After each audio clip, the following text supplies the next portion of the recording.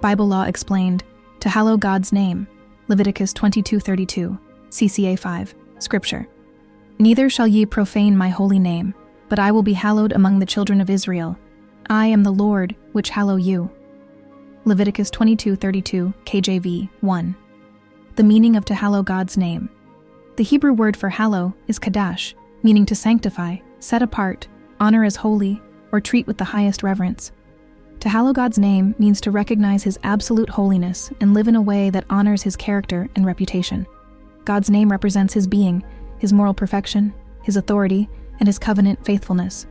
When believers hallow His name, they declare through word and deed that God is unique, righteous, and worthy of all praise. 2. The opposite, profaning God's name. The verse begins with a warning, "Neither shall ye profane my holy name." The word profane means to make common or ordinary. God's name is profaned when people use His name carelessly or disrespectfully. Exodus 20:7. Disobey His commandments while claiming to represent Him. Leviticus 19:12. Live hypocritically, dishonoring His reputation before others. Ezekiel 36:20-23.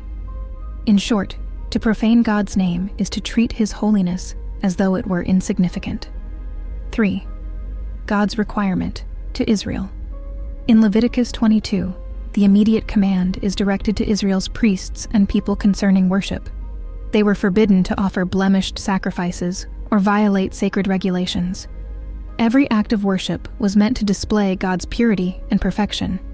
God says, "I will be hallowed among the children of Israel." This means He would make His holiness known, either through their obedience, as they reflected His holiness, or through judgment, when their disobedience required Him to defend His holiness. 4. The heart of the command. To hallow God's name means to worship Him with reverence and purity, live and serve before Him with awe. Hebrews 12:28. Represent His character, our actions must reflect His justice, mercy, and truth. Live distinctly. Believers are called to live differently from the world, to reveal His holiness. 1 Peter 1:15-16. For Israel, holiness was their identity as God's chosen nation. I am the Lord who sanctifies you, the one who separated them for Himself. 5. Connection to the Lord's Prayer. Jesus directly echoed this command when He taught, "Our Father which art in heaven, hallowed be thy name." Matthew 6:9. Christ calls believers to make the holiness of God's name their first priority in prayer and life.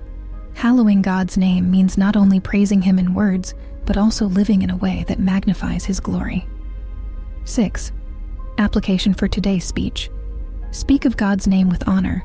Avoid using it casually or without reverence. Conduct. Let your behavior testify to His holiness. Your life can either glorify or profane His name. Romans 2:23-24. Worship. Approach God with sincerity, focusing on gratitude and awe, not routine or emptiness. Mission. Show others through kindness and righteousness that the God you serve is holy and good. 7. Summary command. To hallow God's name. Leviticus 22:32. Meaning, to treat God's name as sacred, honoring His character in every aspect of life. Purpose. God's people are called to make His holiness visible through obedience and reverent worship. Modern application.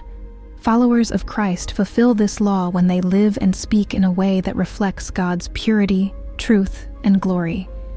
In essence, to hallow God's name is to live so that the world clearly sees who He truly is, holy, loving, and worthy of all glory.